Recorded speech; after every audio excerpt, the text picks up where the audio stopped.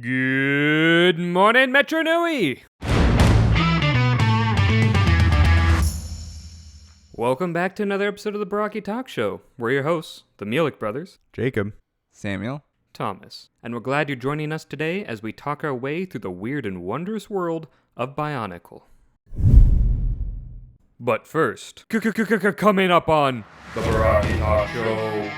The entire hut sank, along with almost the entire population of Gakoro. I would like to think they're about like very mundane things, like on Tuesday you will have a sandwich. Like, how did I not see this coming? Oh boy, Tadkoro's in trouble. Should we help them? No, let's just go look over the edge and see if they get wiped off the planet. All that and more coming up on the Barraki Talk Show. In 2001, when LEGO was on the verge of bankruptcy, they decided to release the Bionicle toy line, featuring living robots called Toa, washing up on the shores of a mysterious island called Mata Nui. This decision changed the fortunes of the LEGO group and gave birth to one of the most beloved toy lines ever put to plastic. Today, we will be going over what this mysterious island is, who lives there, and most importantly, the dark force that threatens to destroy it all. This is the island of Mata Nui. Lay that sweet, sweet lore on us, Tommy boy.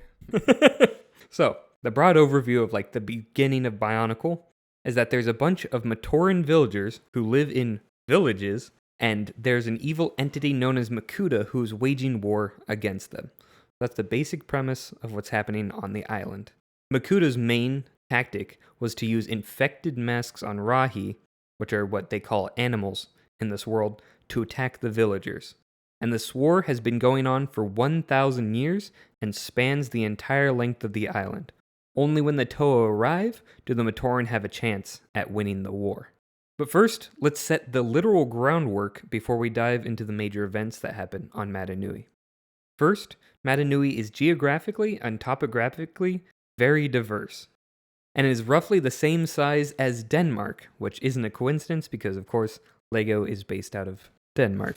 The second is that it has plant life, animal life, and sentient life, just like a lot of islands here on Earth. However, everything but the plants are biomechanical, meaning that every villager and animal is made mostly of metal, with some organic muscle, tissue, and organs thrown in.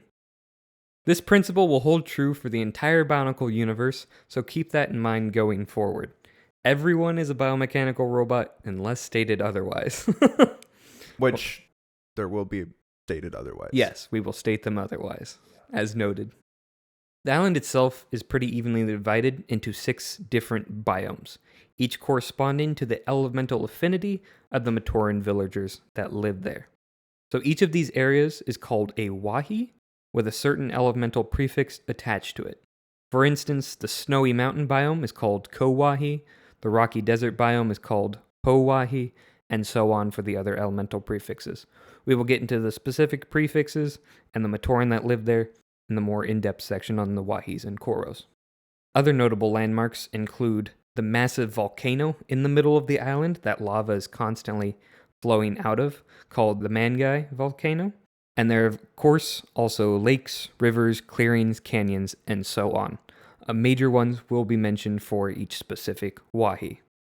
Just know that the individual biomes can be pretty diverse in and of themselves, so that's why we'll be going specifically into them. Speaking of that, go over them right now. Each wahi has a koro within it. Koro meaning village. Each village will have the same elemental prefix as the wahi they're in. So for instance, Kowahi will have Kokoro. These koros are where the Matoran live because it's, their village. And these villagers are hardworking, honest, and just trying to survive against the elements and the Rahi. So, going over the major landmarks of the Wahi, we'll discuss the Wahis and Koros themselves. So, starting off, we have Wahi, which is a hot and semi-desolate place inhabited by Matoran. This is the Fire Wahi.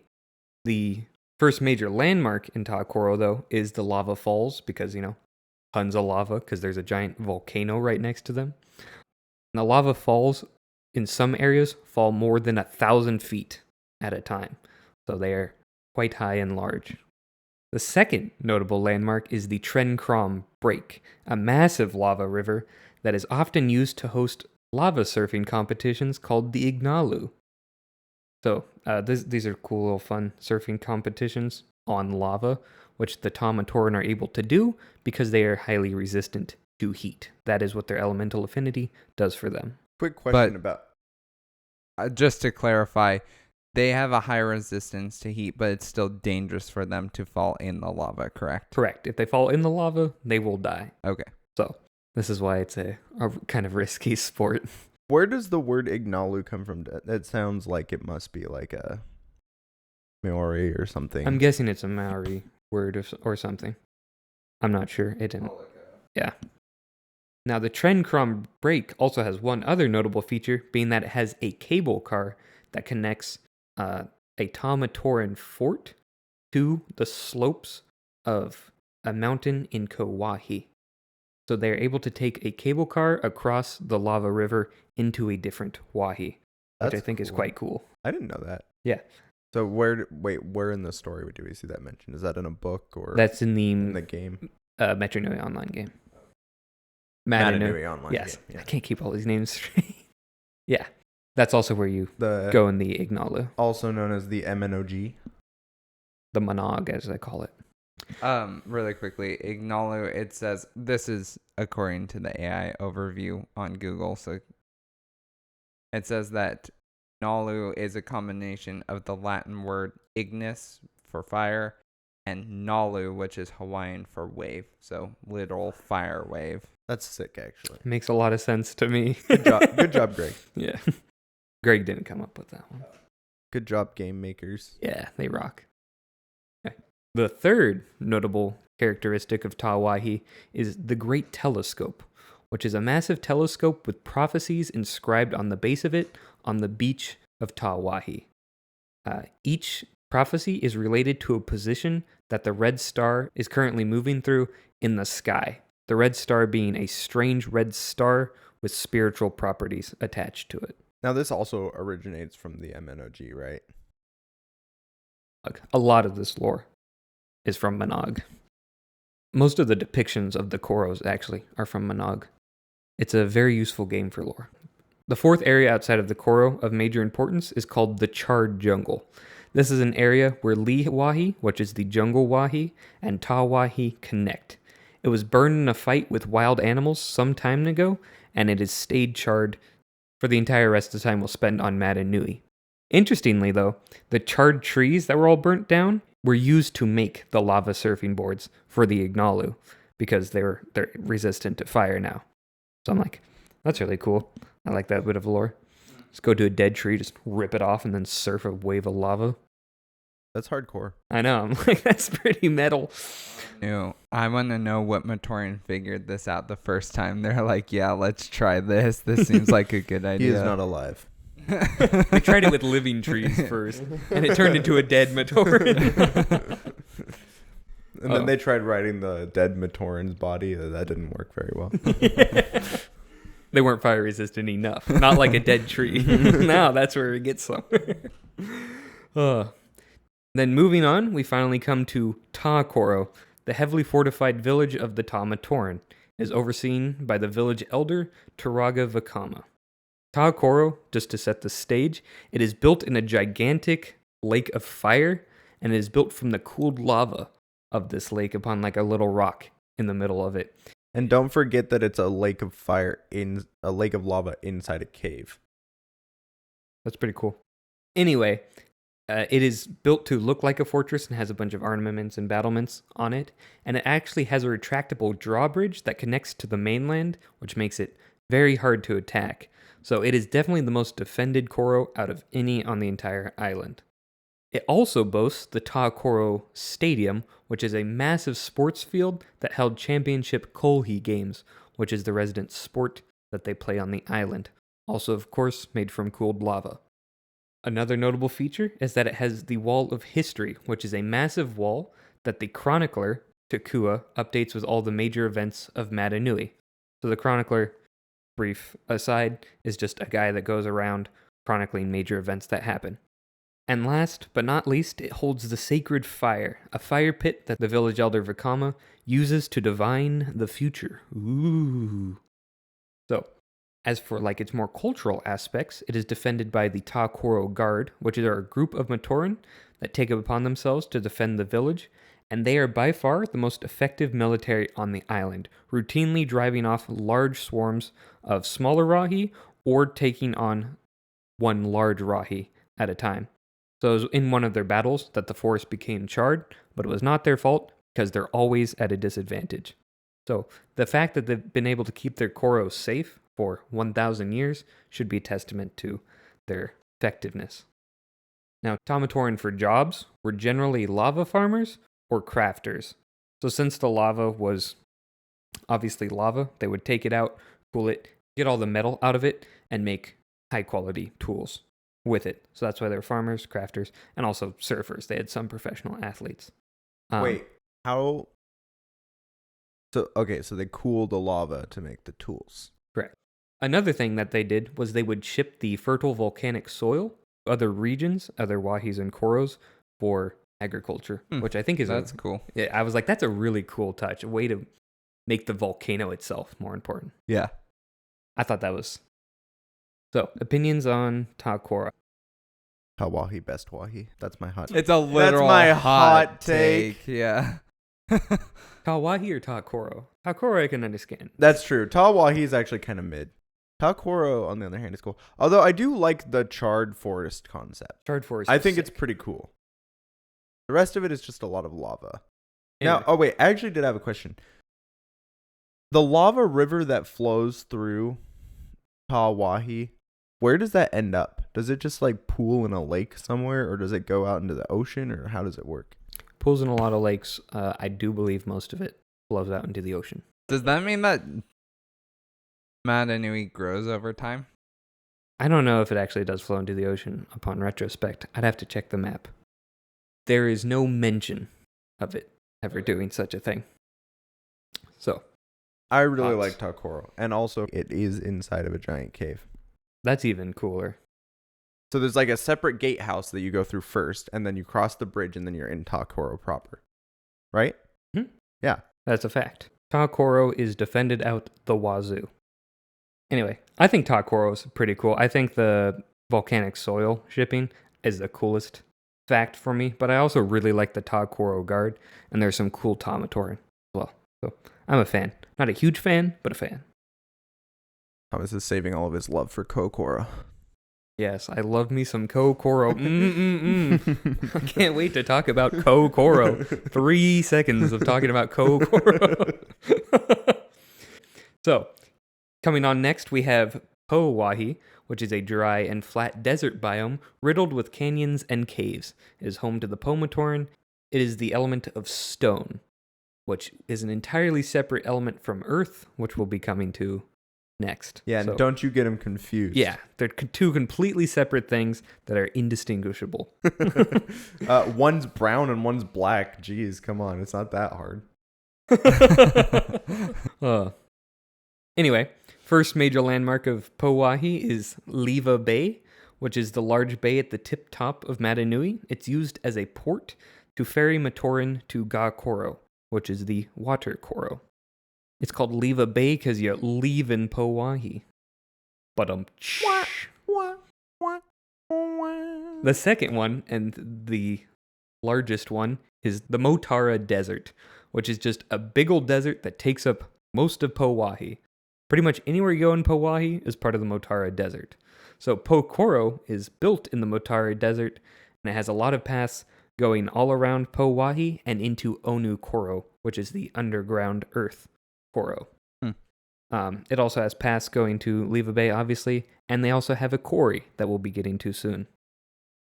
So, but going first to Pokoro proper, it is home to the Pomatoran and is overseen by Taraga Onua. This is essentially just a loose collection of stone huts that is built in a canyon. However, they do have the sickest entrance to any Koro possibly ever. It is called the Path of Prophecies, and is just a bunch of carvings of unmasked Matoran leading up to the gate that goes into Pokoro proper. And all of these statues were carved by Hafu. I'm not joking. Yes! Hafu! You're gonna love Hafu. Spoilers, Hafu's the greatest ever. Hafu, we love you, Hafu. Anyway, they also have the Powahi Quarry, which is in a nearby canyon. That's the main source of stone that the Pomatoran used for carving, which is their main pastime. This also has 6 giant statues of Matoran, but this time with the 6 masks of the Toa Mata. So, lots of carved statues over here in Powahi. And also, the other Wahis have the Toa masks carved in certain areas. They all have them somewhere. Anyway, other notable thing in Pokoro is the Pokoro Bazaar, which is, as the name says, a giant trading hub in Pokoro where all sorts of things from around the island are traded, like tools, rahi, kolhi equipment. And side note on kolhi is by far the favorite game of the Matoran, but it's hard to explain what it looks like, and it's very bizarre. I don't know. How do you describe kolhi? It's like lacrosse and hockey, sort of, and soccer. You have a stick that has a hammer on one side and then like a net on the other side. So you can scoop up the ball and fling it, or you can hit the ball with the hammer side. And both ways seem perfectly legal. And then the goalie has a shield that he uses to block the ball that's flying like 90 miles per hour and is made of pure like stone or metal. So keep that in mind. Or Borak shell later. So, yeah, it's kind of a dangerous sport, but it is very fun to watch, especially with athletic people. And no one is more athletic and better at kolhi than the Pomatoran. They are the undisputed champs of kolhi, especially the champion Hyuki, who we'll get to in the Matoran episode. So they were defended by the aptly named Pokoro Guard, who were pretty effective at their job from what we see in lore, but they don't really have any special traits or notable victories. So they're just kind of there. And generally, Pomatoran were carvers, athletes, and traders. That's with a D, not a T. Well, with Akmu, it's with a T as well. My love for Hafu is only rivaled by my hatred for Akmu. Akmu is a Matoran who we'll get into during the events section, but just know that you hate this guy. He's a dirtbag, literally, because he lives in a dusty desert, and he's a bag.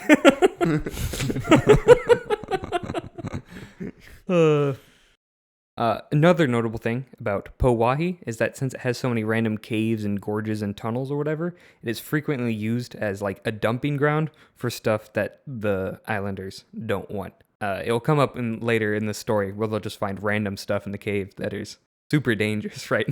So it causes problems.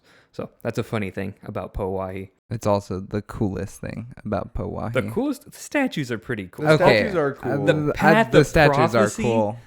That's sick. Maybe I spoke too hastily. Second coolest thing by far, though. Motara Desert, though, lame. I think Powahi has a lot going for it. It's cool. It's like it has a lot of lore to it. I feel like there's a lot to see. Interestingly, because it seems like it would be a barren wasteland, but like there's a lot going on that's not just in your face noticeable. Yeah, but as for itself and like the actual geography and stuff, I just can't muster up any strong emotions. I'm like, the desert. Yeah, that's how Looks I like a feel. desert. It's like it's the specific parts of it that make it really cool for me, but it's not like as a location. Like when we get to Liwahi, it's like Liwahi is really cool because it's just visually like you can picture it, like how cool it would be, and Powahi is just not that, but it does have some cool elements. Yeah, the element of stone specifically. True.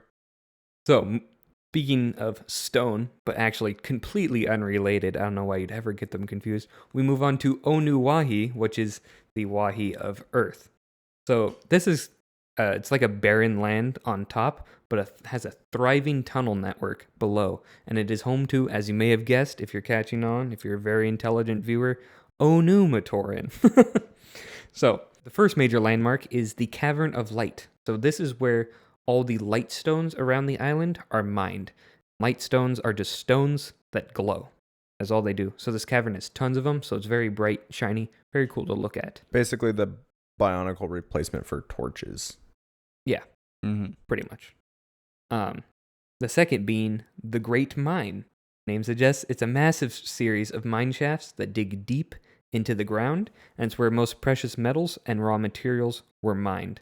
So when I say these mine shafts are enormous, I mean they're huge. Like if you see the pictures, it's crazy how much going down. Oh, wow. Right? Like you could fit Godzilla in this thing. Maybe one of the small Godzillas. Actually Whoa. reminds me a lot of like Khazad Doom. Like the big pits in Moria, you know? You're Yeah. like, whoa. Like imagine that. Seems. I feel like this is not safe. It's not really safe. And one thing to note was that work was temporarily stopped in the Great Mine because they hit a massive impenetrable stone that blocked the mining. When they finally unearthed it, they discovered that it was something called the Great Sundial, which is the third major thing in Onuwahi.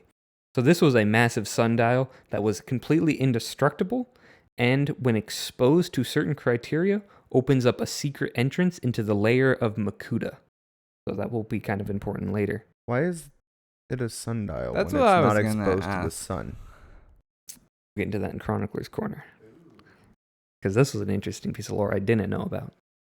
So, we now move on to Onu Koro itself, which is home to the Onu Matoran, and is overseen by Turaga Wanua. So, this is housed in a massive cavern, much like Ta'akoro, but this cavern's even bigger. Ooh, massive cavern. With individual structures built on the ground, so like little earthen huts and whatever. And in the walls, right? Like, aren't there some structures? Yes, that there are built some like- in the walls, some on the ground. It's a pretty cool place. And the main feature of Onu Koro is that it has highways pretty much everywhere on the island. So you can take a tunnel to Ta'akoro, Kowahi, Powahi, and Liwahi without ever going above ground. So this is amazing because it avoids almost all wild rahi on the island and greatly contributes to the Onu Koro economy. Are there no underground rahi that would like be dangerous? There are underground rahi that are dangerous, but generally they're pretty stagnant. They're mostly uncovered when mining to new places. Balrog. Balrog, exactly. I'm realizing how Moria coded Onu Koro is. Yeah. Like the Great Mine literally looks like Khazad-dû. It's Yeah. Picking back up on the economy tangent, they have the Great Bazaar, which is like the Po-Koro Bazaar, but greater. It's the largest trading hub on Mata Nui by far, since all roads lead to Onu Koro, so it's quite busy, and given how much useful material Onu Koro mines, it's necessary for the other Koros to thrive with the high-quality materials. Onu Koro is protected by the Usselry, which is a group of Matoran that ride giant Ussel crabs into battle. And unlike what real giant crabs would be like, these crabs are super fast because they have a ton of legs. So they are an effective charging force. And Ussel crab racing is also a popular sport. Rather unsurprisingly, the overlap between people in the Usselry and people who are in Ussel crab racing is pretty much a circle. Taku is the only one who doesn't. Yeah. And Taku is not even an Onu Matoran. Exactly.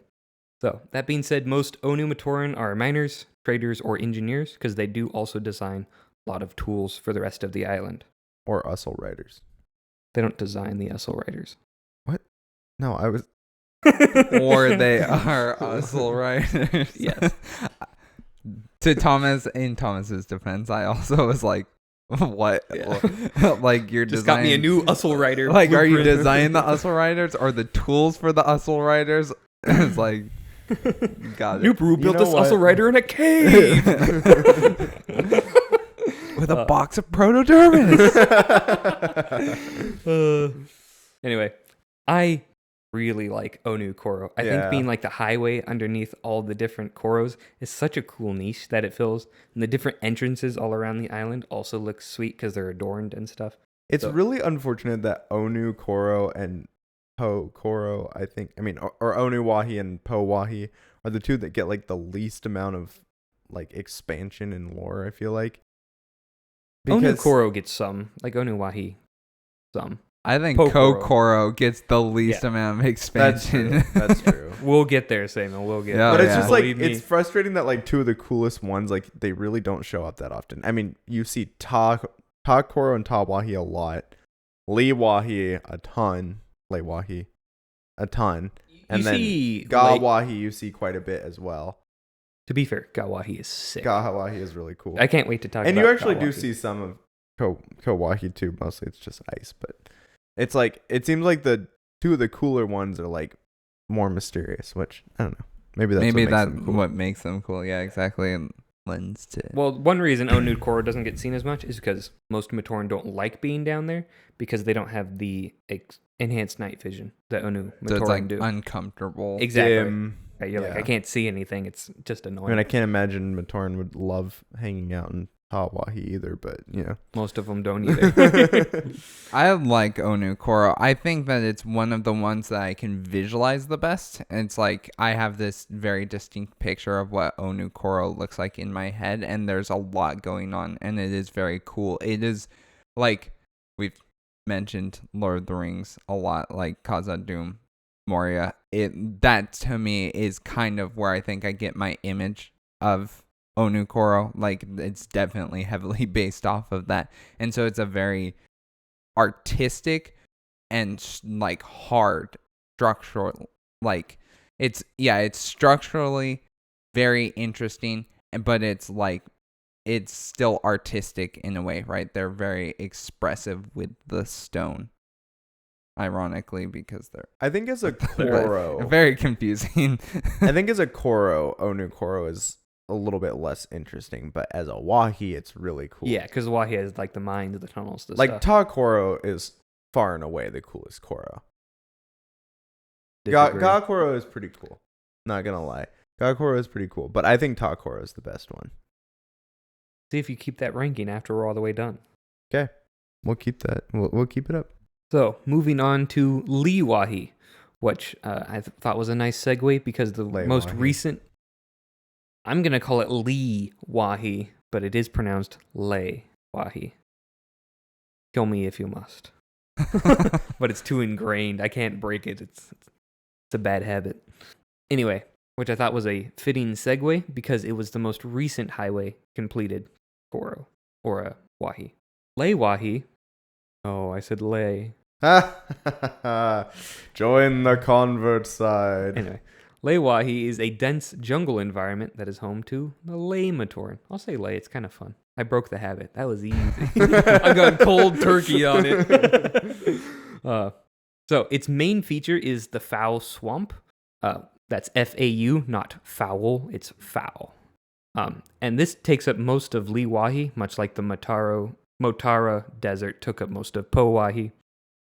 It's a massive swamp that makes building anything on the ground nearly impossible because it's just very spongy and watery. So that's why most Lei Matoran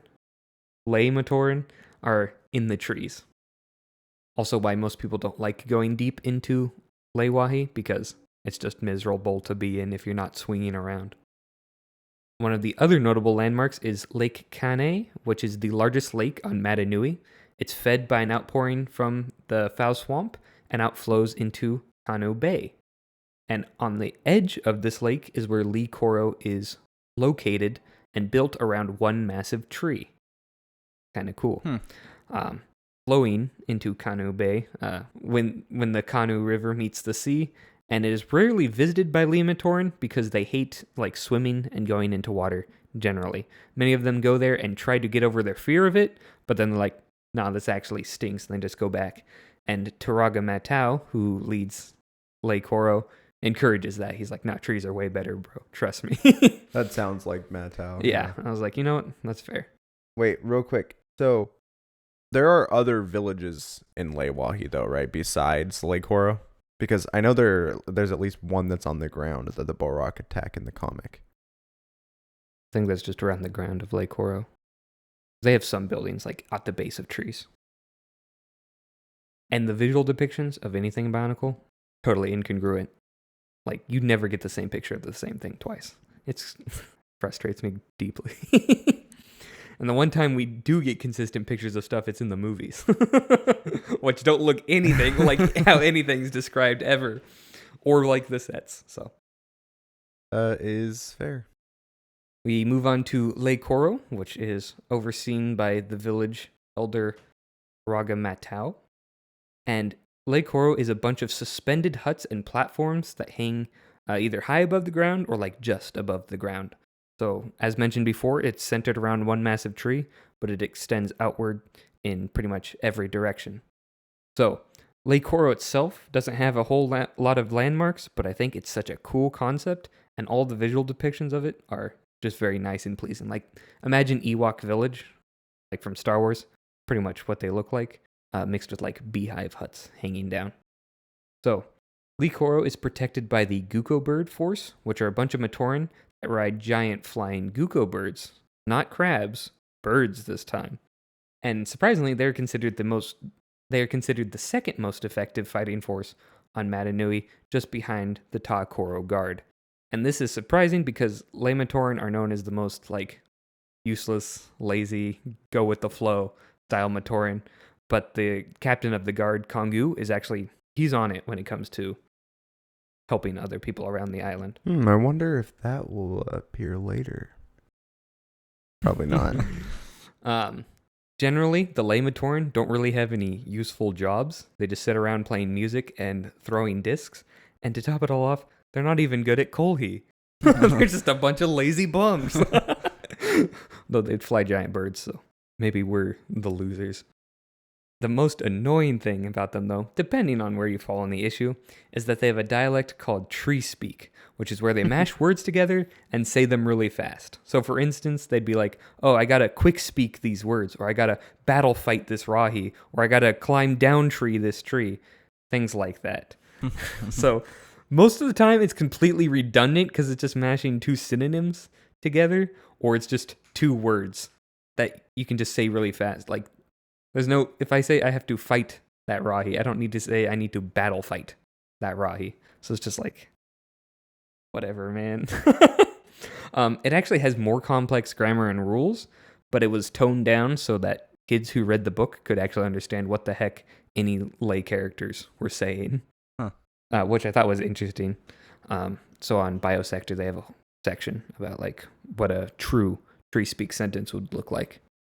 And it was because of tree speak that Greg Farshty disliked writing lay characters. He would always have to halt and think about what they would say in tree speak rather than just like a normal average sentence. So I think that's a totally valid complaint because tree speak kind of bugs me, honestly. What do you guys think of Lay Koro and Lay Wahi? I said lay this whole time. I'm so impressed with myself. You messed up once, but who's counting? I'll edit that out. I don't mess up. Lake Koro itself is pretty cool. I do like the concept of it. I feel like Lake Koro has the most consistent art on, like, that I've seen. It's like pretty much all looks very similar. Yeah.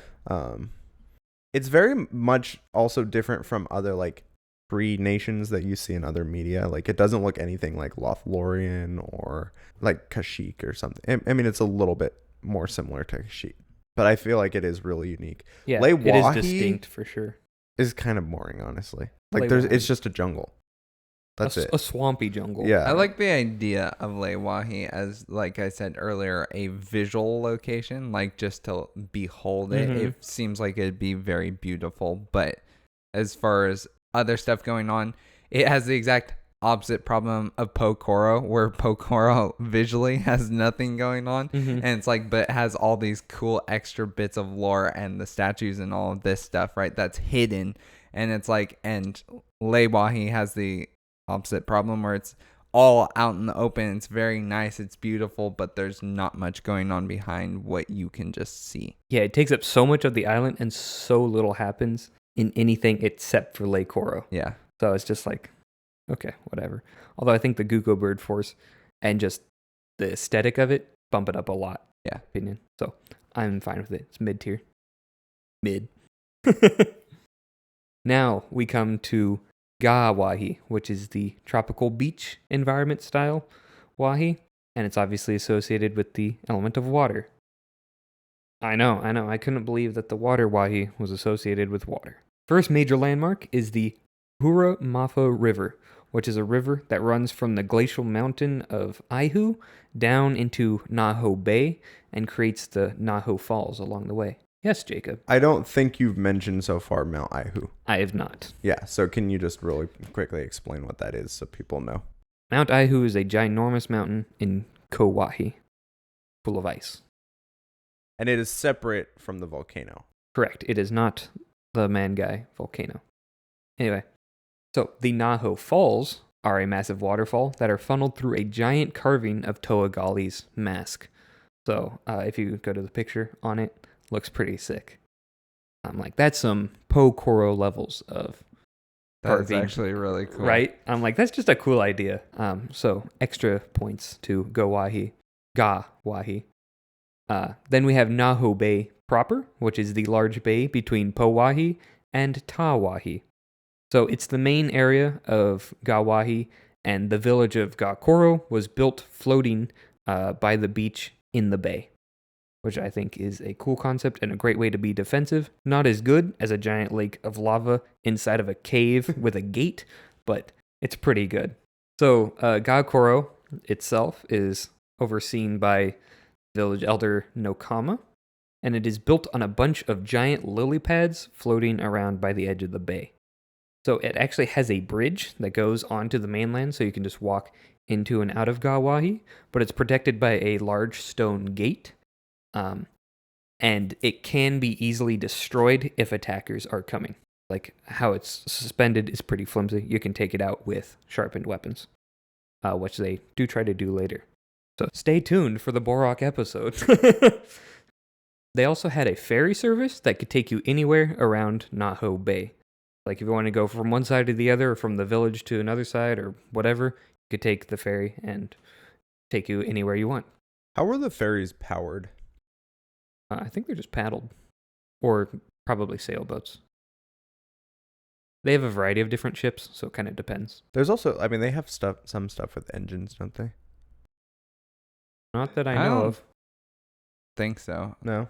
Okay. Gawahi has very few mechanical things. The only major mechanical thing in Gawahi is the pump that keeps the main hut afloat. So it's constantly pumping out water. Quick side tangent. The main hut, the giant hut in the middle of Gawahi that has the pump in it, it was attacked by a wild rahi and the pump stopped working. So the entire hut sank along with almost the entire population of Gakoro because they were all hiding in the hut from the rahi. So Takua had to go down, restart the pump, and float the hut back up to the surface. Takua. Yeah, I he gets know. around. He I'll does tell you get what. around. Yeah, it's just very funny. That is funny. Imagine you're all in a building, then it just sinks right into the water. It's like, nice move, guys. Other notable locations inside of Gakoro are the East Garden, which is where Gamatoran grew underwater plants that they would harvest. This particular one, the East Garden, was accessed by a giant hole cut into the middle of a hut.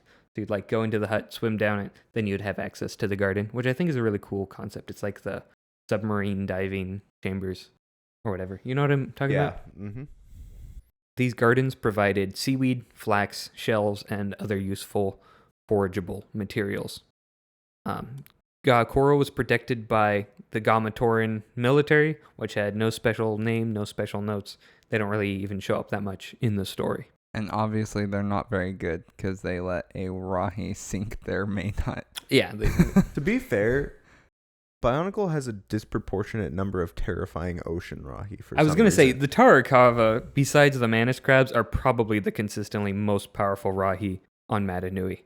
Because, like, even Gali Nuva is pretty scared of Tarakava. So, And you have stuff too, like the Makuta fish. You The have Takea sharks, the Takea sharks. great temple squids. Yep. It's just like the ocean creatures, for whatever reason, are terrifying. Yeah, the ocean's stacked. It's crazy dangerous. The Gamatoran, though, for professions, they actually had the widest range of professions, including astrologers, flax makers, sailors, shipwrights, crafters, and fishers, as well as traders. So they did a ton of stuff. For the trader part, their main export was rope and other similar items because they got so much like flax and similar material. Very practical exports. So I really like Ga Wahi. I think it is sick. I think the Wahi is sick. The aesthetic is nice. Then Ga Koro is both interesting to look at, has a cool concept, and has a lot of lore attached to it. That is cool. I'm like, yeah, that's what a water-based society would do. So I think it's probably my favorite Koro and Wahi. I have to say, I really like the depiction of Ga Koro in the Mata Nui online game, but I really like how it's depicted in the Bionicle game. Anyway, what are your opinions on Ga Wahi? I think it's cool. I think it's different than what I expect it to be because, like, when I think of a group of water Matoran, I would expect it to be like an underwater city, kind of like Othaganga or something in Star Wars. They tried to make it an underwater city, right? When the Tarakawa attacked. That's true. But it makes sense because they're not water breathing, so it's like you wouldn't have an underwater city. So it's just that with that bit of lore, it's like duh, it has to be above the water. But so I do like that. It's just not what I would expect from it visually. It subverted your expectation. Yeah, exactly. I think Subverted. Oh. Okay, so moving on to Wait, real quick, I'll just show you. Like, this is the best picture I could find right now, but this is kind of what it looked like. So it had like all these like cliffs, and then the huts were like built on the cliffs, and then it had like a wood like palisade wall all around it too. So it's pretty cool. Yeah, it is really cool. Very different than Super different, yeah. Different than the canon depiction. Yeah, exactly. Both cool though. And there's more in the chroniclers section. I have some alternate Ga Koro art that also looks really sick. The Ga Koro is just slurping up all the art. They're taking like, it all from Kokoro. Yeah. Kokoro's like, art please. It's like, you don't even get a single picture, you idiot. Go back to your sanctum guard. So we come now to Kowahi, the snowy mountain biome, which is associated with the element of ice. Crazy, I know. These creative elemental affiliations. So, main landmark being the aforementioned Mount Aihu, which is a massive mountain with many glaciers spawning off and around it. The second major location is the Drifts, which is a particularly snowy and dangerous part of Mount Aihu, but it has a lot of good hunting areas because some dangerous rahi roam around there. So, the third notable location outside of Kokoro is called the North March, and this is where the cable car connects to Tawahi across the Trencrom Break. So on the Ta Matoran side, it is guarded by Matoran at all times, and on the Kowahi side, it is guarded by Komatoran at all times. So I think that's kind of a cool little fire and ice, bridging the gap, literally. So there's got to be a metaphor in there somewhere. No. I think it is the metaphor. I was thinking of Trencrom somehow. Anyway. The Trencrom breaking my heart. What? I don't know. That didn't make any sense. Yeah, I know. Just like fire and ice. Right? If it was fire and water, then we could have a Shark Boy and Lava Girl metaphor. True. Anyway, for Kokoro proper, it is the home of the Komatoran and is led by Turaga Nuju. So, Kokoro actually has a cool location because it's beneath one massive block of ice that is stopping two glaciers from like crashing into each other. So it's between two glaciers with crevices on pretty much every side underneath a massive block of ice and essentially only one gateway into the Koro. The village itself was either icy huts or was carved into the glacier for like little hobbit hole style texture. Its most important landmark was called the Sanctum, which it holds the Wall of Prophecy, which is a misnomer since the wall covers the entire inside of the building, like including the roof. So it's more just like a building of prophecy rather than a singular wall. And the prophecies were very hard to discern, so Matoran and the Turaga would spend tons of hours just staring at him, being like, what is this talking about? I don't understand. They'll be like, oh, it all makes sense. None of the prophecies really have any effect on anything that happens in the story. There's just a lot of them. Yeah, exactly. I would like to think they're about like very mundane things. Like on Tuesday, you will have a sandwich. They're like, how did I not see this coming? In 5 years, Hafu will become the Toa of Stone. I think I read that wrong. The other notable thing about the Sanctum is that it has a small tunnel that leads out into the drifts. This is the only other way in or out of Kokoro. Kokoro is protected by the Sanctum Guard, which is what their whole military is called, rather than just the people who guard the Sanctum for some strange reason. And they're like, wow, Sanctum Guard, that's probably the coolest name of any military force on Mata Nui. I'm sure they have really cool stuff associated with them. And you'd be wrong, our dear viewers, because they don't do squat. They have no notable feats in the entire lore of Bionicle. You'd think at the end maybe they'd give him a little something, you know, but no. Anyway, the Sanctum Guard are just coolest name, most pathetic people. Have you ever on Earth. considered that the Sanctum Guard, like you said, it's their whole military force, but they could still only be the Sanctum Guards? Like that is their whole military force. No, because of the two known members of the Sanctum Guard, One of them's not one of them is always guarding the cable car. cable car. So he's not guarding the Sanctum, but he's part of the Sanctum Guard. Well, there you go. So I like to think I've been proven wrong. yeah, I like to I think stand corrected. the Sanctum Guard spend a lot of time looking at the prophecies. They're like, Takoro's going to get attacked today. Well, that's what the prophecy says. Then just stand and watch from across the Trencom break. I mean, that kind of seems like that's what happened. Exactly. They're like, we could get involved, but I don't know, man. I'm kind of tired. I don't know. I see a prophecy here that I'm going to take a nap right about now. Like Jonah in the VeggieTales movie where he just sits back and is waiting for Nineveh to just get absolutely annihilated. That's what the Komatoran are like. They're like, oh boy, Takoro's in trouble. Should we help them? No, let's just go look over the edge and see if they get wiped off the planet. Takoro calls for aid.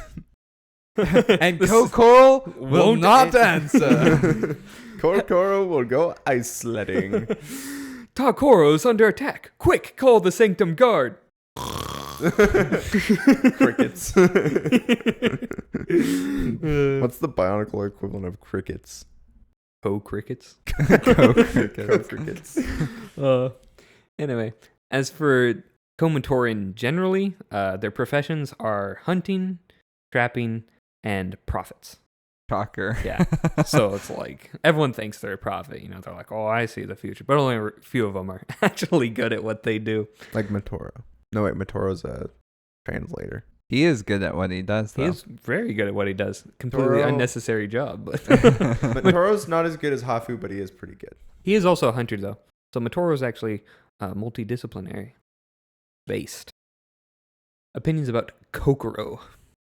I think we basically already gave our opinions. Wasted potential. Yeah. I know, right? What a cool location. They're like nothing. Yeah, We'll like a do village nothing. underneath an ice block between two glaciers. That is sick. And they can see prophecy, like setting up for a slam dunk.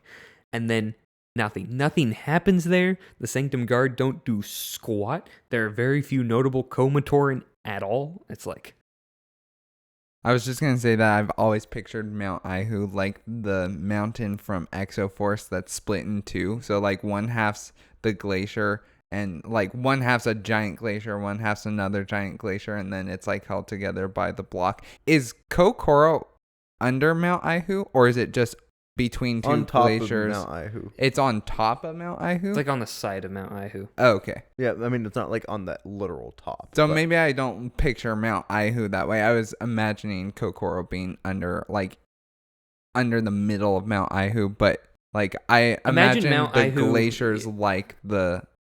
I'll show a picture, Yeah, but Mount Senhai. Isn't yeah, it? Yeah. Yeah. Mount Ihu is more similar to like Mount Everest, where it's like kind of flattish or what, and it has a ton of weird stuff off on every side. Huh. So it's dangerous to navigate just normally. yeah. That's why mostly Komatoran reside there, and why almost no one goes to Kokoro. Have you Yeah. noticed a trend here? You've been like No one goes to Tawahi because it's hot and everyone hates it. No one goes to Onuwahi because it's dark and everyone hates it. No one goes to Lewahi because it's swampy and everyone hates it. No one goes to Powahi because it's hot and everyone hates it. No one goes to Kauai because it's cold and hard to navigate and everyone hates it. The only place that people want to go is Kauai. I mean, Kauai is fine, but it's just whatever. But it's literally just a giant desert. Yeah. Most of the villages are pretty isolationist, but Polhi tournaments and trading are the two major reasons for them to move.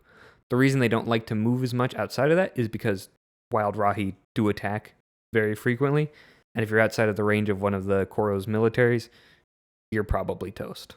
So that makes sense. Yeah. It's a practical reason. Exactly. They used to be more interconnected, but as the war has dragged on, they become more isolated, which is why the Onu Koro tunnels have become more important. Cool reasoning. So, before we move on to the events, there are a few other non-Wahi, non-Koro locations that we need to mention. First one being Mangaya, not to be confused with the Mangai volcano. This is Mangaya, and this is the dark layer of Makuta. So, it's a heavily guarded underground layer that is hidden from pretty much everyone, and it's filled with dangerous items and lots of mysterious substances. So it's also super shadowy, and normal Matoran trying to get in would just get obliterated instantly. So no one goes there, or most people don't even know where it is. This And is the one that's underneath the giant sundial. That's what I was right? going to say. The Great Yes. Sundial sits on top of that. The Great entrance. Sundial does have an entrance into Mangaya. So not the only entrance, but it does have a entrance. Correct. It's a secret entrance that not even Makuta knows about. Mm. Mm-hmm. Oh, that's interesting. Mm-hmm. Does he know about the Great Sundial? Nope. Mm-hmm. I can't wait to hear more about that in Chronicler's Chronicler's Corner. Stay tuned. One of the other major locations is Kina Nui, which is the largest temple on Mata Nui. So this is dedicated to the Great Spirit Mata Nui, who is the god of the Matoran and is what the island was named after. And lastly, there is Mangai, which is the volcano located at the heart of Mata Nui. Those are the non-Wahi major landmarks. Now we get into the real juicy stuff, which is the events. So, 1,000 years ago is when the reign of terror from Makuta began, and he seeks to overthrow Mata Nui as the god of the Matoran. He wants to replace him, right? So lore is that he put him to sleep, and that's why he's able to go on his attacks against the Matoran, since their god is asleep and can't protect them. In the original lore, the way the Matoran describe it, they were brothers. Yes. So Makuta and Mata Nui were brothers. Mata Nui, the light, and then Makuta was like the darkness. Correct. Yes. That is how it was. Especially in the movie. I think it just explicitly That's how the states that. Matoran understand and describe it. Yes. So, in this 1,000 years of attempted conquest, Makuta employs a variety of strategies. So, first and foremost is he controls Rahi with infected Kanohi masks. So if the mask is on a Rahi, he has mild control over them and they are more aggressive and dangerous. If you knock the mask off, they are free of the control and go back to being just normal wild Rahi, which can still be pretty dangerous. Can you explain what a Kanohi mask is? So a Kanohi mask is a mask just like how we have masks in the real world, except that sometimes they have powers. Most of them are powerless. That doesn't stop them from being infectable. And Matoran wear these, right? Yes. And Turaga also wear these. Correct. And Toa wear these. Correct. And all those three need to wear them to stop from going into a coma. The Rahi don't need to wear them. The mask is just put on to control them. And they're not like wearing them on their face. It's just like on their body somewhere. It's on their body somewhere. We'll get into that in the technical section. The first of these Rahi is the Tarakava, which we've mentioned. It's the one that sunk the Gakoro. And it is a giant lizard water thing with giant boxing gloves for hands. It doesn't make any sense, but boy, do I love it. It's cool. We'll get into more detailed opinions in the technical section, but just know I love the Tarakava.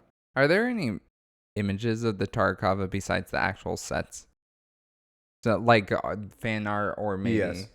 Okay. They don't look anything like what the set looks That's like. kind of what I was wondering. Yeah, because the sets are just whack. They're whack. Yeah. There is next the Muwaka, which is a low-to-the-ground tiger-like thing, and it is huge. Like, it's way bigger than a tiger would be. And so it is mostly found in Kokoro and frequently shows up attacking Komatoran and Kopaka and the like. So you also see Mwaka in Lewahi as well. Yeah. They're over certain parts of the island, but Kokoro is where they're most often encountered. Then there's the Kainra bull, which is just a big old bull. That's pretty much it. Next is the Nui Rama, which is a giant bug-eyed bee wasp thing. And these do come in swarms. So it's like having a bunch of car-sized wasps attack you. Pretty dangerous. There's also the Nui Jaga, which are giant scorpions with a big old tail that can puncture through pretty much any person they would ever encounter, even other Rahi. And then finally, the Manus crabs, which are giant crabs, bigger than Ussel crabs, bigger than Tarakava, and they're more powerful than any Toa. They're the most powerful Rahi on the island by far, and some of the most powerful beings on the island by far. These things you do not mess around with, and 2 of them are what guard the lair of Makuta. So you know it's serious whenever they show up. So I really like Manus crabs as well, but we'll get to them in technical as well. So he used those Rahi to attack over the 1,000 years, and then he has also collaborated with the Matoran Akmu. Ooh, he's the Pomatoran we mentioned earlier. Ooh. Yeah, and this guy's a trader who was selling infected Kolhi balls to the Pomatoran, and we all know Pomatoran love Kolhi, so they just couldn't resist because he marketed these balls as like the all-new hot item, better than any other type of Kolhi ball. So they're flying off like hotcakes. People are like, "Oh, I don't feel so good, Mr. Stark," and they all started falling into comas, right? So eventually, Tarago Onua was like, "Hey, what the heck is going on here?" And he's like, "Akmu, you slimy, filthy weasel!" And he threw him out of the village and destroyed all the Kolhi balls. So no permanent damage done, but what a loser. When you said that Akmu was a traitor, in this case, did you mean Trader first? Both. And then also, like, I know he's both, but was he also a traitor in the sense that, like, he was trading stuff? Like you said, yes, he was a trader. That was his the profession. Kolhi balls. So he wasn't just giving them out. He Correct. He was selling them at the Pokoro Bazaar. Gotcha. I love that he sold the infected Kolhi balls. I know, he's like, gotta make a buck on my traitorous evil plans. Agmu is literal trash. Yeah. There's a character who deserves to die in Bionicle. It's Akmu. So, one of his other tactics, Makuta that is, not Akmu, is unleashing a shadow plague that acted like infected masks, but it was in aerial form. So a giant cloud of evil mind control energy flowing across the land. However, Makuta wasn't able to upkeep that for super long, and it just died away naturally. There will be more about that in one of the later episodes. And then finally, his most recent tactic was to set off the Mangai volcano and have it explode. Now, this would be kind of a terrible plan if you're trying to get the Matoran to worship you, because they would all die. But pretty funny otherwise. However, it was eventually stopped by the Toa Mata, and so now the volcano is still acting like normal. Matoran are totally fine along it. So, kind of a massive fail on that front. But there will be more adventures with Makuta and his evil plans in the next episode, which will be about the Toa Mata. So, that's pretty much all of the basic lore on Mata Nui. What are your opinions generally? I really like Mata Nui. I feel like it's an amazing starting point. You know, like as a franchise, as a story, it's a great starting point because it's understandable while also still feeling mysterious. I think it's good. I like it. I like how different all the Wahis feel while still feeling like they all belong on the same island. You know, The Koros are cool. Some more than others. Some more than others. We're looking at you, Kokoro. But yeah, I really like it overall. I think there's something magical about it. Mm-hmm. It gives I that. agree. Yeah. I always think it's like a great story generator, right? Because you can just imagine so many little incidents happening around the island, so many landmarks and cool stuff, right? I love the dichotomy too between the biomechanical beings and then the very natural landscape, right? So it's interesting because it kind of grabs you. You're like, well, why are they biomechanical and everything else is so natural? You know, and that does get kind of explained as it goes on. Mm-hmm. But I do like that because it already puts you on an edge almost, right? Like, that's strange. I wonder why, and so it's already getting you kind of engaged in the story. Mm-hmm. I also just like you said, there's so many possibilities. The island is very organic, both because it is quite literally organic, like there's a lot of life on it, and it's also just feels like there's a lot of possibilities. Stuff is always changing, stuff is always growing. There's all these. It just seems like it'd be a fun playground to write stories in, or to like you said, you could imagine all these little things that happen. Like you could just pick a Matoran, just make up a Matoran, and you could totally come up with all these cool little things that happen to your Matoran in this part of the universe. Yeah. And that's what ends up happening a lot of times. Like you'll have Matoran that go on a small adventure, right?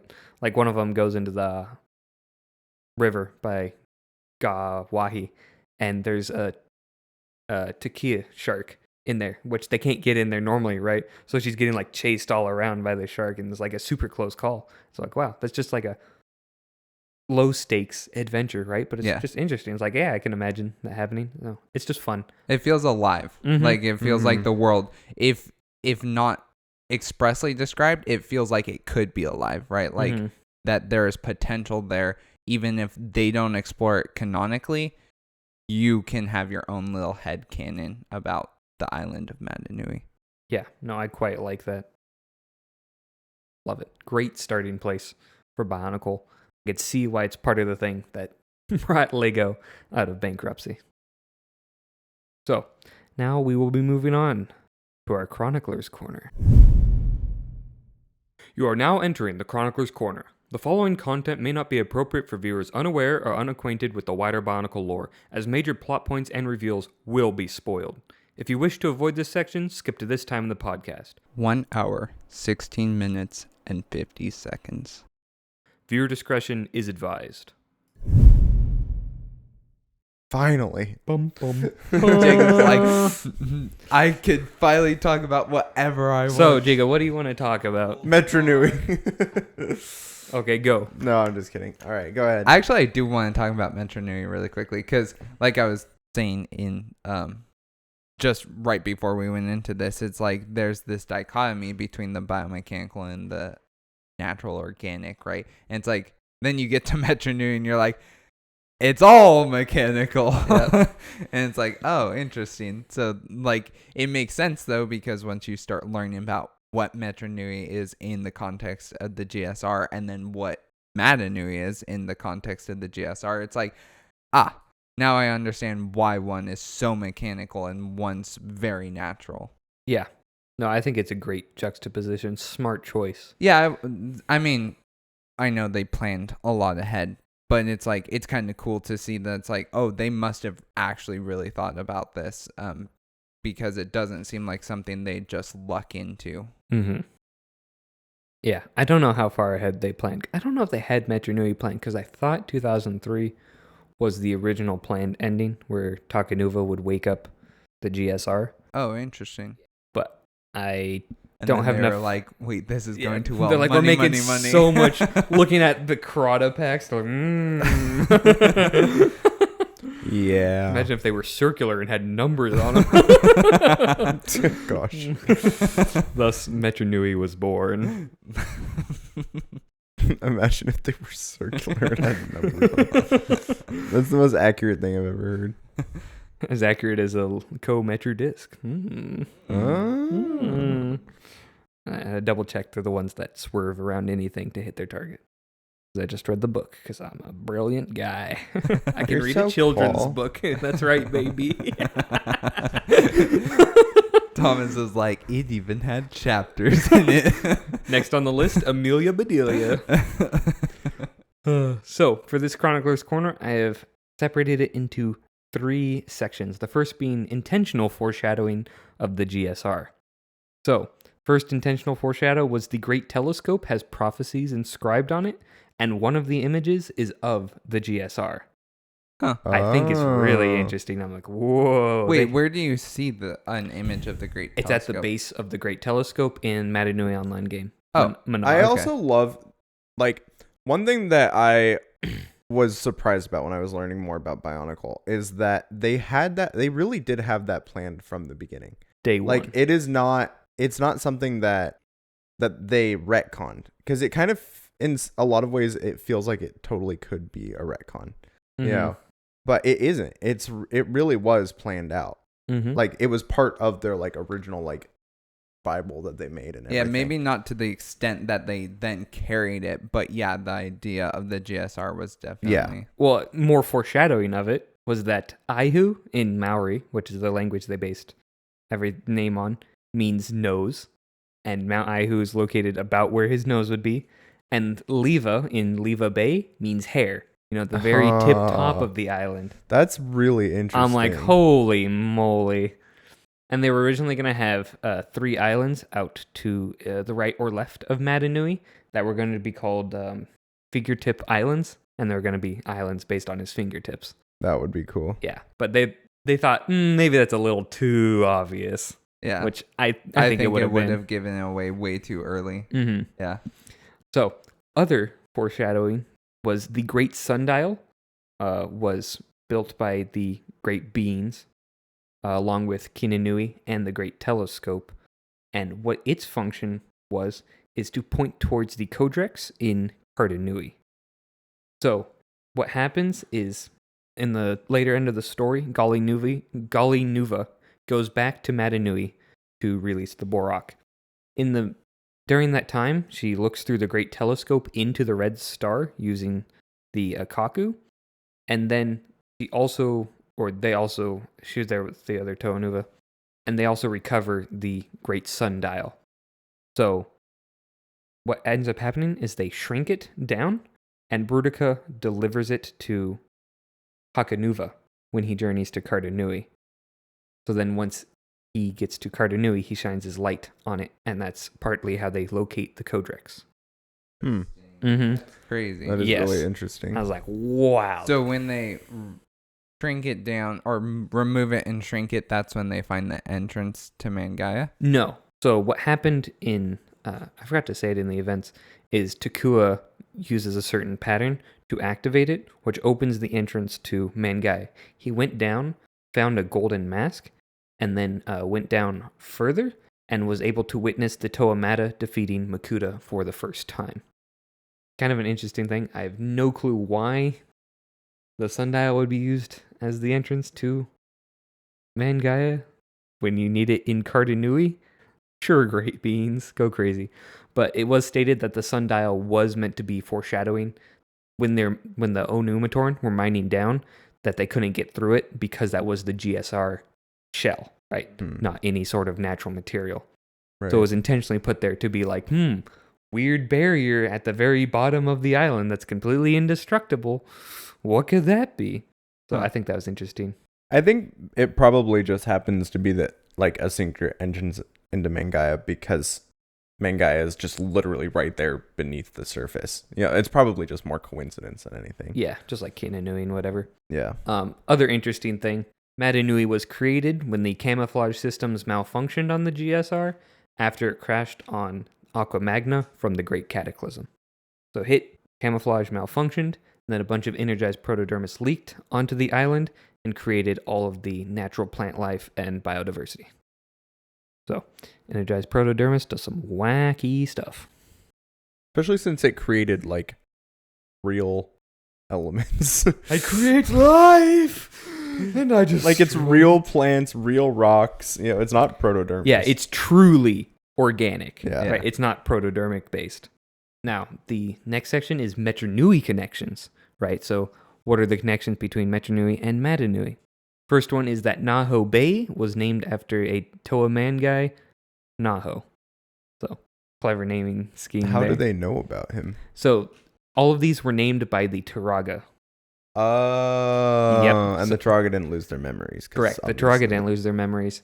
And the Matoran must have been like, wow, that's a great name. How'd you come up with that? Oh. That explains the Trencrom Trend barrier. Crom break, yeah. Yep. Because I was like, how the heck would the Matoran know about Trencrom? Yep. So Trend Crom break is in reference. Man Guy, the volcano named after the Toa man guy, obviously. Mount Ihu was named after Nuju's mentor on Mata Nui. Oh, that's cool. Yeah. And so there's just a few other things like that. So I thought that was interesting. Wait, so Mengai is... Toa man guy. yeah, but like, who were they? Lee Khan's team. They didn't name any mountain Lee Khan or anything. So Yeah, they what's must have hated that about? guy. Like, he sacrificed his life for us, but does he really deserve even a lake? Nah. He did turn them into Toa unwillingly, to be fair.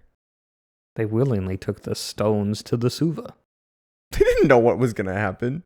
It As was a evidenced Toa by stone. multiple movies and books. To be fair, they're also stupid. That's true. And if I was a Lee Khan, I would have handed them over to Nadiki. I'd be like, go ahead, boy. Another fact, in a literal connection, Mangaya is built above Mata Nui on the Great Barrier, which is the dome that surrounds Mata Nui. So that's why you have to pass through Mangaya to get to Mata Nui, because it is literally stuck in the dome. So, interesting about that. Another reason why that makes sense that the sundial would be like right there. Even though Mata Nui is nowhere near Cardanui. Oh, well, he was talking about like No, yeah. that being an entrance. Is there a reason Mangaya is called Mangaya and it's so close to Mangai? I have no clue. Okay. Why is Matau's staff called the Cow Cow? That's a really good question. Good point. You got him there. I'm guessing they just only had so many name templates to work off from Maori that similar names were bound to happen. Yeah. Although I don't know why they're like, oh, man guy and Mangaya. Like, I feel like after that you just change the name. Yeah. I'm not the one making billions of dollars off of plastic. No, am I? But if you want to give Sure, me billions bud. of dollars, I won't turn it down. Please subscribe to our Patreon, Which we totally have. which we definitely have. So, Mangai's lava, the volcano, is actually Protodermis from Tom Metru, which is why when the that's cool. Tomatoran farm it and whatever, it's proto-iron. So, I'm like, that's cool. Gotcha. So it's not real lava. Correct. Okay. That'd be crazy, bro. Real lava. On the bottom of Naho Bay is one of Mata Nui's eye holes, and the other one is below Mount Ihu. Now Ihu the nose. I mean, to be fair, I would assume Mount Ihu has a pretty wide base. Yeah, so Mount it's like- Ihu's huge. Yeah, Like, imagine having a giant mountain on your nose. Not as big as It's your like mom, it but could- still pretty big. I mean, yeah, nose and eye are pretty close. That's true. That's true. I like that. So like you could swim down and touch Mata Nui's eyeball. Theoretically, it's covered up by like silt and tapping on the eye hole, and you just hear it. It just opens. Oh, that would be You're terrible. Can like, you imagine "What how is that terrifying that would sound?" be? That would be so cool. The eye holes have stuff that prevents matter from going through them, though. But that would be sick. Light just starts pouring out of the lake or Naho Bay. Someone animate that. That would be sick. That would be cool. I mean, presumably it happened right when Woke up. the Great Spirit Robot woke up. Yeah. So light would have just started you like, kinda wait a second. You don't really see it until they break through, though. but it would have. There would have had to been a moment. Isn't there a part in? Wait, I can picture a video of Great Spirit Breaking through like, Mata Nui? waking up and yeah. Yeah. Is it it exists. in the what's the movie called? I think it's just a promo cinematic. Huh. It's on Biomedia. Yeah, I want to see that. That sounds cool. But like, the eye opening and you just see the light like shooting through the bay and like that would be so. That would have been sick. cool. other interesting fact is that the sacred fire that Vakama looks at doesn't do anything. It's just a ploy to cover up that he still gets random visions like he was when he was a Toa Metru. I'm like, that's kind of interesting. It'd be too crazy to say the Matoran, yeah, I have visions. But if you say, I look at a fire and I get visions, suddenly that's fine. I look at a wall and I can see the future. That's okay, right? But if I can just see the future, riddle me this, Batman, I guess. Tree Speak, canonically, is based on Shoot Speak. And Shoot Speak was chosen as the Mata Nui name via a BZ Power contest. What wasn't chosen via a BZ Power contest? Hose Ricks. We were so close. Rip Hose Ricks. Hose Rips. And then finally, Gawahi originally had a cave that was connected to Mata Nui, but it was destroyed by Onua to prevent Vaki following them through. That's another reason why they have to go through Mangaya to get to Mata Nui, because like they destroyed the other entrance. Interesting. And now for the third section, which is just generally the Great Spirit Robot and the Great Beings. Like mentioned before, this was just to say Kinanui, the Great Sundial, and the Great Telescope were all Great Being made directly when they were crafting the GSR. And Kinanui, in particular, is the sensor array of the GSR, and the malfunction when it crashed is what causes it to poke through the island. So it's also a failsafe to be able to go in and out of the robot if needed. And that's why, since Mangaya is so close to Kinanui, it has the entrance down into Mata Nui. Interesting. Yep. So I'm like, they really tie a lot to the entrances in and out, and I think it comes together pretty cohesively. Yeah. So, Makuta also has some control over the camouflage systems that make Mata Nui, which allows him to control the environment in some ways. So, like, there's a place called the Place of Shadows that is physically altered to be shadowy and kind of evil, and is also what he is planning on using to set off the volcano. So, that is all I have for the Cronklers Corner. Thank you for joining us in this lore section. Been like 2 hours. And now it's technical time. Yay! You are now entering the set and technical portion of the podcast. This is where we examine the real-world production and set design of the LEGO Bionicle toy line.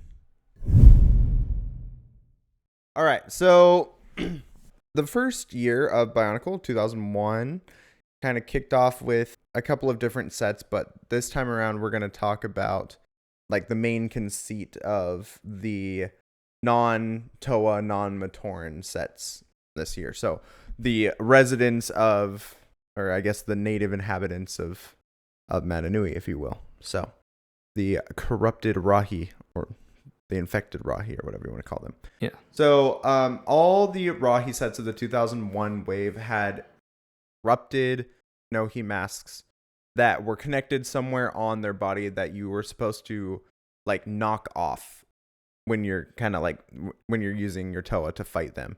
So the Toa all had like some sort of gear mechanism where it would swing their weapon or kick their feet or whatever, you know. Well, and the Rahi also had mechanisms to knock each Rahi other also off. had mechanisms. So, and all the Rahi came in 2 packs. Mm-hmm. So they could fight each other, or you could also fight the Toa. So, but the idea was to knock off the masks. And the Toa also had masks that were like more loosely placed that you could knock off.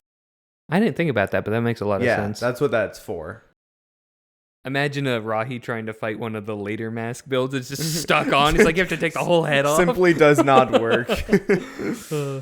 So, yeah. So, like, all the Kanohi masks were a little bit loosely connected on purpose so that you could knock them off. Mm-hmm. That was the idea. If you knocked off your opponent's mask, you won. And that's why all of the Rahi came in those 2 packs. And the 2 packs were the Nui Rama, the Muaka and Kainra, the Manus, and the Nui Jaga and Tarakava. But we'll get to those in a second. Tarakava, my beloved. So there was also a Master Builder set. And a lot of the Rahi that we talk about in lore originate from this set. So the set had 102 pieces and 15 different models that could be built from those pieces. Some of the notable ones are the Faikao, the Bog Snake, the Makika, the Husi, and the Hoi, which was like a short turtle. So there was like an ostrich looking thing. There was like a little frog. There was a lot of different ones. And we'll talk, like, we talk about some of those throughout, but they all originated from that set. So Yeah. kind of interesting. My favorite of these is the husi because they're like tiny little speedrunner style birds that go in flocks along like the beaches of Gawahi. So I can just imagine like walking like a pack of seagulls, and they all fly off. But imagine they're all just like leaving little footprints along the beach. I imagine more like sandpipers. Yeah, they're more like sandpipers. Yeah. For such a small set and with such a limited parts palette, they did a really good job of making like very like intriguing creatures. Honestly, They did a pretty good job. They're all Some of them were whack. Some of them are a little whack. They got the that's true. point across though. Yeah. Like the refinement definitely was not there, but it was like, yeah, that's But good. I think the lore they generated from it Yeah. is so worth it. I love the little Fico spider, and the Hoi is so cute. It's a little turtle guy. Yeah, the short turtle is. Yep. I didn't mean to do that. Thomas, trying to like save your reactions for Hafu, okay? I was trying to do chef's kiss, but wow, it did not work. Epic fail. Wow. All right, so the first I set, mean, wow. besides the Master Builder set, we have is the Muwaka and Kane Ra, which was set 8538. The set was built with battle in mind. It's mostly made from Technic parts, which most of the sets of this year were, because there wasn't a lot of dedicated Bionicle parts at this point in time. Both models had like treads instead of feet, which made it easier for them to move around. And then they had like a trigger mechanism that would allow the head to like lunge forward. So it was sort of like on like a scissor lift. You know how that works? Like on a scissor mechanism. So it would like launch out. Yeah. It worked pretty forward. Yeah. And both creatures had a rare Howl, which is the mask of shielding that Tahu wears, with like a rusted brown on black design. And it looks really, really cool. You could also get this mask in mask packs, but that was pretty rare. And it also had each model also included a black Huna. So those were the Noki that came with that one. This is the only one that has like a special print variant for some reason. I'm not totally sure why, but it looks really cool, so I'm not complaining about it. You could say it's a fine how do you do? Wow. A fine how do you do? That was terrible. That's pretty good. I love it. Thank you. Mm. Okay, so Took me 7 seconds to come up with that joke. the next set was the Nui Rama, which is 8537. So the Nui Rama depicted like these flying wasp-like creatures, which also were very, very popular in every iteration of Bionicle game for whatever reason. I guess because they're just fun. And they're just total grunts, right? Like you got 20 billion of them. Yeah. And they just look like wasps, and everyone hates wasps, so it's like I don't have a problem with killing these things. Good point. So each of the two models had like a tail that you could hold, and you would kind of like fly them around by holding the tail. And then they didn't have like any like special functions necessarily. They just had like claws, and you were supposed to knock the masks off, which they used transparent blue Rurus, which is Onua's mask, for eyes. And so like the idea was you were knocking the eyes Onua off. the Turaga, not Onua Toa. No, this is Wanua's mask. This is definitely Wanua's mask. I can visualize it's it. Yes, Wanua's no, you're right. mask. I'm sorry, you're right. I was wrong. You were Right right. element. I'm sorry. Wrong species. Yes, the Nui Jaga had Ish. Picari's. Yes, Ruru. So Wanua's mask. That is correct. You'll rue the day you make another Okay. mistake. So the next one, this is the flagship set of the 2001 Rahi. So this is Manus, what is just called Manus 8539. These were imposing, Technic heavy, crab-like creatures. They were unique, not just in this wave, but also amongst Bionicle sets and Lego sets in general. They each had a remote controlled like motor that you could drive around, and it would allow the models to move and fight independently. What was really cool about them was that they could like lash out with their claws at the press of a button on the remote control. That's cool. If I could go back and get any Bionicle, the Manus Crab set Oh, yeah. would have been Yeah. it. What's so weird about this too is the parts that were used for the remote control function are never seen again. They are specific to the Manus set. So that the control and the like box that houses the motors and the batteries and all that never appear again. It's just for that one set. That's weird. Did it work well? Yeah, from every video I've ever seen, we don't personally own them, but from every video I've ever seen, they work really well. I've seen people use them and they have a lot of fun with them. So I'm That's- not sure. It may have just been too expensive. They're like, that was a lot of R&D for Yeah. that part. It was a pretty expensive set. How much was it? It was the most. I want to say this one was. I have to look up the original price for it, but yeah, it was definitely on the high 60 or 70, I think. So it's definitely on the high side. That explains so much about why they're hyped up in the lore, Yeah, right? Because it's like these guys are a big deal, right? They're Yeah. taking out multiple Toa at a time if they could. So using that to advertise for a $70 set makes a lot of sense. It was a really cool concept, and I think the coolest part about it is how you could like remotely control the claws. To Oh yeah, I lash think out. that part is sick. Like they're Yeah. cool in concept and in execution. So one of the Manus had like an orange color scheme and used 2 orange Rurus as its target that you were supposed to knock off, and then the other one had a yellow color scheme, and it had Komaus, which were exclusive in this set in yellow. I just realized Spider-Man is one of these. Because Spider-Man's a menace. I'm on a roll. I hate you so much right Sorry, now. I'm on a row.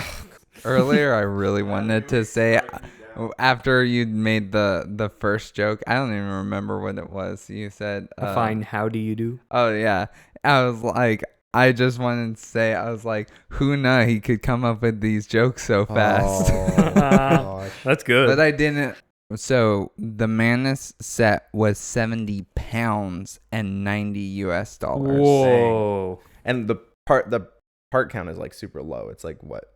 No, it's 440. So that's not ridiculously low for some of the Bionicles. Like, it's pretty good, but you also have to remember most of it was technical, or like Technic pieces, sorry. I can see why it wouldn't sell so well, because like, would you rather have one set of Manus, or would you rather have like You could 9 Toa? you could get all of the Toa because they were only $7 at the time.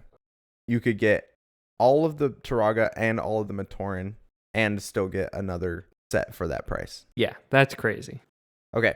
So the next set is the Nui Jaga, which was 8548. The Nui Jaga were scorpion-like creatures that had similar designs to each other.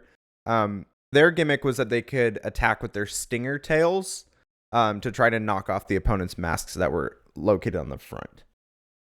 Both models had 2 Pikaris each. So one was in the Bionicle purple and one was in medium blue. And neither of them were exclusive to this set. Get them in mask packs, and they also came on some Matoran. So really quick about that purple color. That purple color was one that they were using in Technic. Some people call it old purple. It was used in Technic and Bionicle. But then it kind of just like disappeared in the early 2000s and then was replaced by what we call medium lavender, I think. And it's what we all know of as Lego purple. The next set is Tarkava 8549. This set was similar to the Muwaka and Cainra in that it featured upright creatures on treads, but rather than lashing out with their heads, these had boxing gloves, and this is what Thomas was referencing. Quote unquote boxing gloves that were made from like the old missile pieces. And these could be activated on either side by pressing like a lever on the side. One of the Tarkava featured a blue Picari for its nose target, and the other one featured a dark turquoise Kakama, which was actually exclusive to this set. So the idea was you would knock like the nose piece off. That was the goal. It's Ihu, if you will. Very, totally. Very Ihu. Tarkava are sick. I love the play function. I love how alien and menacing they look. Like they're just strangely built in their body and their glowing red eyes. It's like, ooh. And then they just knock your lights out. And the fact that they're also super fast and great swimmers and huge, it's like these things have everything going for them. I just want to know who looked at that set and was like, yes, water creature. Yep. It Like doesn't this- make any sense. So like this thing's definitely a lizard. Yeah, Okay. yeah. In my brain, like, yeah, it is the first like weird underwater monster in the Phantom Menace. The one that like chases them out of the tunnel Yeah. the Oh, first yeah. time, and then it gets eaten by. The Colo clawfish. Yeah. That's kind of how I imagine the Tarakava. All right. But I was just gonna say, in the comics especially, the Tarakarva are stupid scary because Golly would just be swimming, then it's like cut to right, and it's just a Tarakarva right there in your face. It's like, ooh, spooky. Okay, so there were actually 2 more Rahi in this wave, but they came with Matoran, so they were like story relevant, right? So there was Jalar and Guko, and then there was Takua and Puku. So the first one we'll talk about is Jalar and Guko, which was 8594. This one reuses a lot of parts found in the 2001 and 2002 lines. Sorry, this was actually the next wave. This was 2002 when these sets came out, because this coincided with the Mask of Light. So they were released as part of that merch line. Yeah, so there was the Guko bird, which we talked about in relation to Lee Wahi a little bit. And then there's Puku, who is an Ussel crab. So those were 2 other Rahi that were included as part of sets, but they weren't part of that 2001 wave with the fighting Rahi. Mm-hmm. So. I gotta say, I think I prefer Ussel crabs in lore and as a set. The Guko bird just looks heckin' weird. It does look really weird. I've seen some good renditions of it, but the original one is not one of them, unfortunately. Okay, so one other thing, and we go into this a little bit more in detail in the Matoran episode, but there were Matoran that were released as sets in 2001. And there were 2 main designs for the Matoran. In 2001, they were released as polybags that were sold as part of McDonald's Happy Meals. The fans call them McToran for obvious reasons. So they had a little bit simpler design, fewer pieces, more specialized parts, kind of. They each had a unique Kanohi mask, and they also came with like a disc that would represent that character. And they had one of their arms could like pull back and like launch the disc. That was the idea with those. They look silly, but in like a really endearing way. I love the McToran design, actually. I actually also really like the McToran. I think they look design. silly in a stupid way. I like Matoran collar I with don't more know. parts. I've always liked the McToran. Their design is very satisfying to me. So I do think later Matoran look a lot better in certain cases. Like, honestly, the Mata Nui Matoran are peak Matoran for me. And then the 2003 designs kind of iterated on those McToran designs by adding more pieces. They gave them a little more posability. Again, we go into this more in later episodes, but they also all came with Kolhi sticks, which we talked a little bit about Kolhi. You could use those to, hit them around and play Kolhi, sort of. They had like a play function where you could turn a gear and it would allow you to swing the Kolhi stick. So it's kind of fun. Worth noting, there is a hybrid variant of the McToran and then the 2003 Matoran design, which was Nuperu, who came in our favorite set, Boxor. He was like a weird mix of the McToran and then the later 2003 Matoran, mostly with the McToran design, but for some reason had 2 of like the non-disc throwing arm, and one of them was upside down. No, sorry, the other arm. He had the disc throwing arm, but because that one is specifically designed to go one way, one of them was upside down. And it just looks super weird and dumb. They could have given him the other arm, which looks perfectly fine both ways, but no. They essentially just gave him 2 left feet for no reason. Except they And gave then him 2 left arms. They gave him instead. 2 left feet and said, "Dance, monkey, dance." All right. Anyways, that's basically all I got for the sets. If you want to hear more about the Matoran, tune into our next episode. Nope. Tune into episode 3. Nope. Tune into episode 4. No, it may be episode 3. It may be episode 3. Episode- Tune into a Well, future episode. Yeah. Yes, stay tuned to the Barraki talk show. Yeah. Matoran episode coming up soon. Anyway, that's it. That's all I got for the sets. Any questions about any of those? I really like them. What do you guys think about the Rahi wave of sets? I am a big fan of a few of the Rahi, mainly the Manus, the Tarakava, and the Nui Jaga. I'm not crazy about the others. The Nui Rama. The Nui Rama. I don't like the Nui Jaga that much. They just seem like placeholder kind of enemies. The Muaka and Kainra, I could care less about. No, I couldn't care less about them. I They're actually lame. really like all of them for different reasons. I think they all bring something to the table that is unique and interesting in its own way. Like the Muaka and Kainra is one of those where it's like it's kind of weird, but weird in a cool way. And the color schemes are really good on those in particular. I like the Muaka color scheme. I don't like the Kainra color scheme. Red and black is just I like it. not I my think it's favorite. cool. I also really like the uniqueness of like the play functions, the concept of how they went about, coming up with what to do with that, and also like how creative they were able to be with a very limited parts palette at that point. Yeah, the creativity of these early sets That's what blow me away. That's what I was gonna say. Is like if you don't like the actual like aesthetic design of the Rahi, it's really impressive what they were able to do though with what they had, especially on a theme that no one cared about yet, right? So it's like they put in a lot of work. Like there was clearly passion and work put in. And that's kind of the theme of Mata Nui. You can just feel the love and attention that has been poured into it through so many different avenues. Yeah. Well, and I think it's interesting too because you can totally see the like legacy of themes that kind of came before it, like Slicers and Slicers and Throwbots are the same, but also like the Robo Riders, like the other Technic themes that they tried before this. Even like there was just a line called Technic where they had like little Technic figures. You've seen those, right? That had some of these like play features and functions, and like it's kind of cool to see it all come into fruition in this very satisfying way.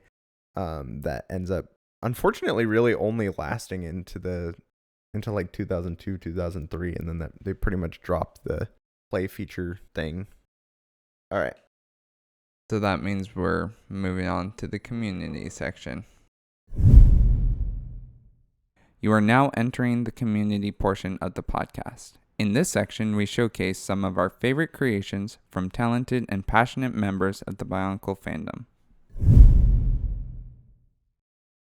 So first off, we are going to look at a Guko bird redesign by Aleximus Prime on DeviantArt. This is pretty cool. Like we talked about the Guko bird, if you see the original set, it is something else. So we don't know what it is, but it's not anything else. Yeah, exactly. It's definitely a Guko. So this one, it's much more recognizable as a bird first off, but it's also using a lot of the original pieces, like not necessarily from the original set, but for like more traditional original Bionicle pieces. They're not going like out of their way to make it look super sleek using system pieces, as we'll see in some of the other designs. And so for that reason, it's got a nice charm to it. Yeah. This design uses mostly parts from like 2001, 2002, 2003. It doesn't really stray much from that early palette, which I think really helps with consistency, helping it feel like it belongs in that early Bionicle era. Especially the piece they use for the head. Like that's what clinches it for me. It's like, yep, I can see that being made in early Bionicle. Well, that is the head piece that they use in the set. I think that and the body, they are actually still using Technic parts, right? So it's like they haven't gone away from that, and so it does definitely feel like the first few waves. All right, next up we have Manus Crab redesign by Hayeds Disty on Reddit. This one is so cool. It looks so evil. Yep. It's basically unlike the Guko bird. This one uses a lot more modern pieces, even some system pieces to really like make it more sleek. But the cool part about it is this one still uses the original motor, doesn't it? Does it? I think it does. I don't know that for a fact, but it looks like they built it around potentially the original motor, which if they did, that's extra cool. Bonus points to this builder. It certainly looks functional at the very least. Oh yeah, it is functional. That's really cool. It's sick. Love it. This thing wants to kill you, right? Totally. And I feel like you don't typically think of like white and orange as being a particularly menacing color scheme, but it totally works here. I don't know exactly why, but it does. Yeah. And yeah, it just very sleek, very nice. Great redesign. Next up, we have Tarakava Reimagining, and this is a Northern Sand Tarakava by Alex Mox on Instagram. The Alexes are representing. Shout out to Alex Mox. Alex Mox makes some He does some crazy really stuff. cool stuff. Really cool stuff. This one is just crazy. Like, Yeah. just looking at the amount of detail, it definitely strays from using most, like, hardly any Bionicle pieces actually in it. It's mostly system. But man, it looks cool. And it actually looks lizard-like. Yeah. Like, this is definitely a reptile of some sort. It also looks like something that could swim. Like, Mhm. if you really wanted to figure out how it swims, it looks like it could. Yeah. Also, side note, the character that goes along with it is so cool. I am a sucker for cloth pieces in Bionicle builds. Yes. And like having that like cloth wrapped look, like the scarf look is just Next up, we have a Nui Jaga revamp by I'm Batman 1, 2, 3, 4, 5, 9 on Deviant Art. That's crazy because I'm Batman. What are the odds? Jacob Spartacus. This one That's kind of true. goes back to like what we talked about with the Gugo bird. It's using original Bionicle and Technic parts. And so it's just a little bit bulkier and a little bit cleaner than the original design. So it's staying true to the original spirit, I feel like, but just kind of making it refined. Yeah, minus a few exceptions. I mean, this could have been built in, 2002, 2003, somewhere in there for sure. It is very bulky and powerful looking. Yeah. I like it. I like the mouth. I feel like it looks very menacing. All right. Next up, we have Cane Raw by Cody Avery Design on Flickr. And this one is also really cool. Good use of parts all around. Totally. It's much more menacing. It looks like a bull. It looks like a bull. That- It has a bunch of masks hanging off of it. Like, that's crazy menacing. It's like, how many Matoran has this thing killed? Get it? How many Matoran? I like how it has a nose ring and then it has more rings down its Yeah. neck. It's like, oh, one wasn't enough. Yeah. Yeah, speaking of things that look like they want to kill you, this thing, man. Yeah. That thing definitely. And I think the red and black aesthetic looks way better here. Yep. Really It's contributes broken to up a little bit with like the silver horns, and so I do appreciate that. Yeah. Very nice. Then the next one is also another Cane Raw. This one's by Reverse on Reddit. A little bit more. Sorry, that's Redverse on is the name of Redverse. Yeah, Redverse is Oh, the name not of the person. Reverse. Redverse on Reddit. This one's a little bit more simple than the other one, and it uses much more system parts, but it's also very cool. Very much looks like a bull.